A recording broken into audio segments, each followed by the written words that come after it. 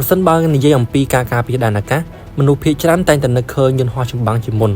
ប៉ុន្តែជាក់ស្ដែងប្រទេសជាច្រើននៅជុំវិញពិភពលោកពឹងផ្អែកទៅលើប្រព័ន្ធមីស៊ីលការពារដែនអាកាសដើម្បីការពារទីក្រុងមូលដ្ឋានយោធានិងហេដ្ឋារចនាសម្ព័ន្ធសំខាន់ៗកម្ពុជាក៏មានប្រព័ន្ធមួយចំនួននៅក្នុងចំណោមនោះដែរនោះគឺ S125M ដែលជាប្រព័ន្ធមីស៊ីលការពារដែនអាកាសផលិតដោយអតីតសហភាពសូវៀតតើ S125M មានប្រវត្តិយ៉ាងដូចម្ដេចវាមានសមត្ថភាពអ្វីខ្លះហើយនៅក្នុងសង្គ្រាមសម័យទំនើបតើវានៅតែមានសមត្ថភាពនិងឥទ្ធិពលដែរឬទេថ្ងៃនេះ Carry Report នឹងនាំអ្នកទាំងអស់គ្នាទៅស្វែងយល់អំពីប្រព័ន្ធការពារដែនអាកាសរបស់កងយោធពលខេមរភូមិន្ទនោះគឺ S125M នេះទាំងអស់គ្នាដើម្បីដឹងពីសមត្ថភាពនិងលក្ខណៈបច្ចេកទេសរបស់ S125M យើងគួរតែត្រឡប់ទៅដឹងពីប្រវត្តិរបស់វាជាមុនសិន S125M ត្រូវបានសហភាពសូវៀតអភិវឌ្ឍនៅចុងទសវត្សរ៍ឆ្នាំ1950ដើម្បីបំពេញចន្លោះដែលប្រព័ន្ធ S75 មិនសូវមានប្រសិទ្ធភាពចំពោះគោលដៅហោះទាបប្រព័ន្ធនេះបានចូលបម្រើនៅក្នុងទសវត្សរ៍ឆ្នាំ1960ហើយកំណែ S125M Neva Impera គឺជាប្រព័ន្ធអភិវឌ្ឍដែលមានរ៉ាដានិងមីស៊ីលប្រសើរជាងមុនអស់រយៈពេលជាច្រើនទសវត្សរ៍ S125M ត្រូវបានដាក់ឲ្យប្រើប្រាស់ដោយប្រទេសជាច្រើននៅអឺរ៉ុបអាស៊ីអាហ្វ្រិកនិងមជ្ឈិមបូព៌ារចនាសម្ព័ន្ធរបស់ S125M ប្រព័ន្ធមួយរួមមានរ៉ាដាស្វែងរកគោលដៅរ៉ាដាតាមដានមជ្ឈមណ្ឌលបញ្ជាការឧបករណ៍បាញ់មីស៊ីលនិងរថយន្តដឹកជញ្ជូននិងរថយន្តផ្គត់ផ្គង់គោលដៅគឺរកឃើញយន្តហោះបញ្ជូនព័ត៌មានទៅមជ្ឈមណ្ឌលបញ្ជាបន្ទាប់មកបាញ់មីស៊ីលដើម្បីស្ទាក់ចាប់គោលដៅ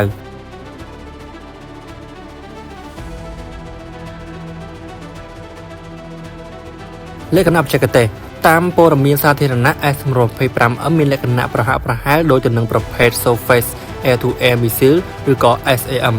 ដែលវាអាចបាញ់បានចម្ងាយប្រហែល25ទៅ35គីឡូម៉ែត្រអាស្រ័យទៅលើកំណែថ្មីដែលវាមានសមត្ថភាពស្ទាក់ចាប់កម្ពស់ចាប់ពី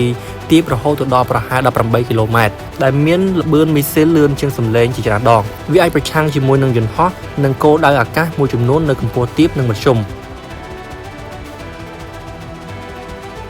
ដែលមានសំណួរមួយសួរថាហេតុអ្វីកម្ពុជានៅតែប្រើ S125M ដែលមនុស្សជាច្រើនអាចសួរថាវាចាស់ហើយមិនគួរឈប់ប្រើឬទេ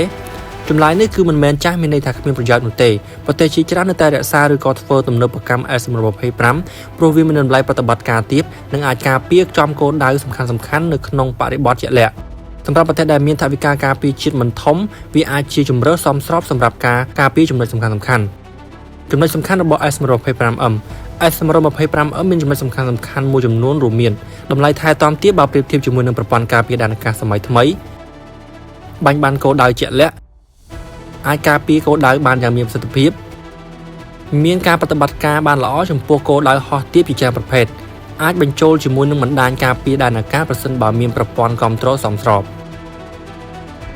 ចំណុចខ្សោយរបស់ S125 ដោយសារតែវាជាបច្ចេកវិទ្យាចាស់ប្រព័ន្ធនេះអាចប្រឈមនឹងការលំបាកបន្ថែមនៅក្នុងបរិយាកាសសង្គ្រាមទំនើបប្រសិនបើមិនមានការធ្វើទំនើបកម្មនិងការគ្រប់គ្រងពីប្រព័ន្ធផ្សេងៗនោះទេដូច្នេះប្រទេសជាច្រើនបានជ្រើសរើសធ្វើកំណែអាប់ដេតប្រព័ន្ធ S125 របស់ខ្លួនជំនួសឲ្យការបោះបង់ចោលទាំងស្រុង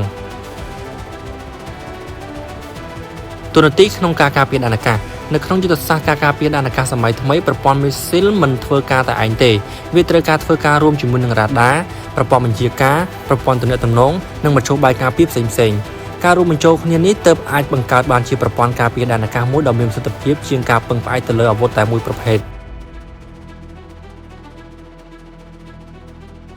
សេចក្តីសន្និដ្ឋានសរុបមក S125M គឺជាប្រព័ន្ធមីស៊ីលការពារដែនអាកាសដែលមានប្រវត្តិយូរឆ្នាំនិងត្រូវបានធ្លាប់ប្រើប្រាស់យ៉ាងច្រើនទូលំទូលាយនៅលើពិភពលោកទោះបីវាមិនមែនជាប្រព័ន្ធជំនាន់ថ្មីបំផុតក៏ដោយវានៅតែអាចបំពេញតួនាទីនៅក្នុងការការពារដែនអាកាសនិងគោលដៅសំខាន់ៗប្រសិនបើដំណើរការរួមជាមួយនឹងប្រព័ន្ធគ្រប់គ្រងសមស្របនឹងការថែទាំបានល្អ